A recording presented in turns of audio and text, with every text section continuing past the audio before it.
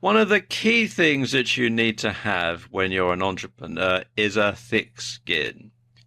And I mean that metaphorically, not literally, you understand. And I'm going to talk to you about how you can develop that in this video. Now, one thing is you do need to know what people really think, even if it's hurtful. So in your business activities, you need to ask for feedback. You need to take it constructively, but don't take it personally. Because surrounding yourself with yes men or yes women won't do you any good. And sometimes you can get so close to what you're doing that you can't see the forest for the trees.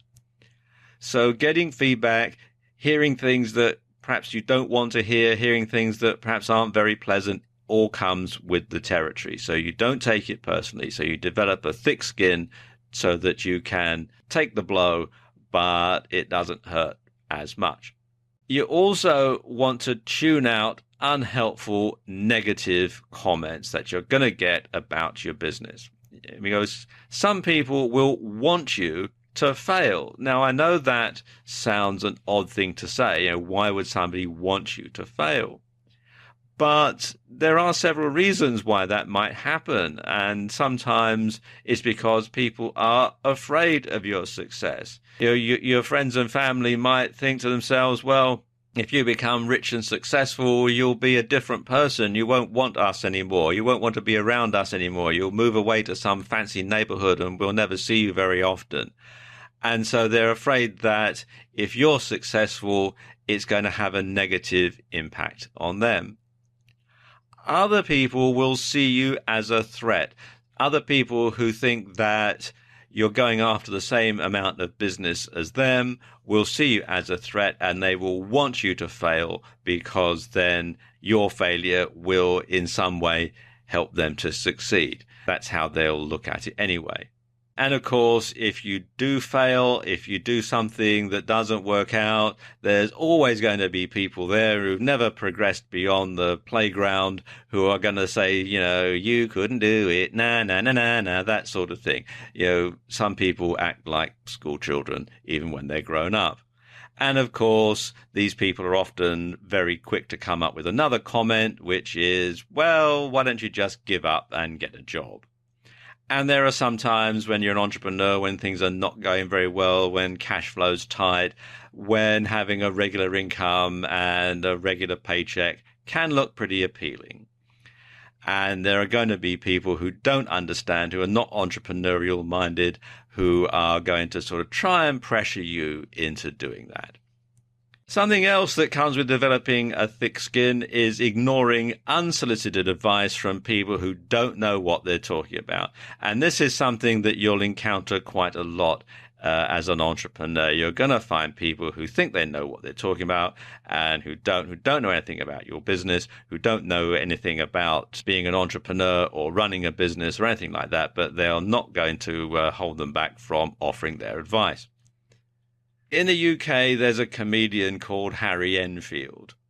And when he was doing his TV show back in the late 1990s, early 2000s, he had a character whose catchphrase was, "You don't want to do it like that."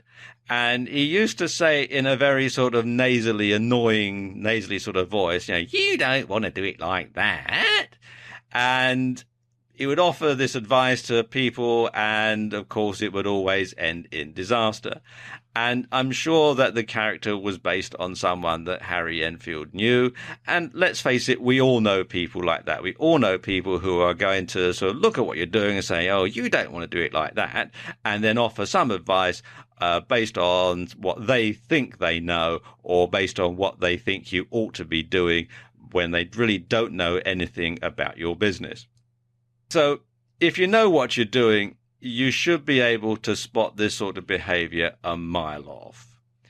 And if you think there's some credence to what they're saying, then by all means check it out. But don't waste too much time on it, though. And when you're starting out in your business, when you're starting out being an entrepreneur, you need to have the right mindset to succeed. So you must avoid hearing derogative comments. Now, How can you do this? Well, the best way is simply not to talk about your online business during its early stages, because there will be setbacks. There will be things that don't work out. You'll be feeling your way in the dark in lots of ways. And of course, there are going to be people who are going to be enjoying the fact that things are not going exactly the way that you planned it. And there's going to be others who are going to be saying, yeah, you don't want to do it like that. So unless the person is also into online business or has some knowledge about the niche that you're taking, then there's no need to tell them. Wait until you succeed and have them witness it. And they'll witness your success and they won't witness your failures, and that'll keep them on the right side. However, if an expert gives you some free advice, then by all means take it. People who have been there and done that will sometimes take it upon themselves to help others who are up and coming. And frankly, this advice is often worth its weight in gold. So you need to learn to tell the difference. And it's actually not all that difficult, because good advice is usually framed positively and is backed up with examples and case studies, often from first-hand experience. Whereas know-it-all advice is usually negative in nature. It's the you don't want to do it like that sort of advice. And you have to bear in mind that you won't be successful all the time. There will be setbacks. It's inevitable. And you will fail at some things. But what you need to do is to develop that thick skin, learn from the experience, and move on. And don't let other people's negativity put you off of pursuing your ambitions.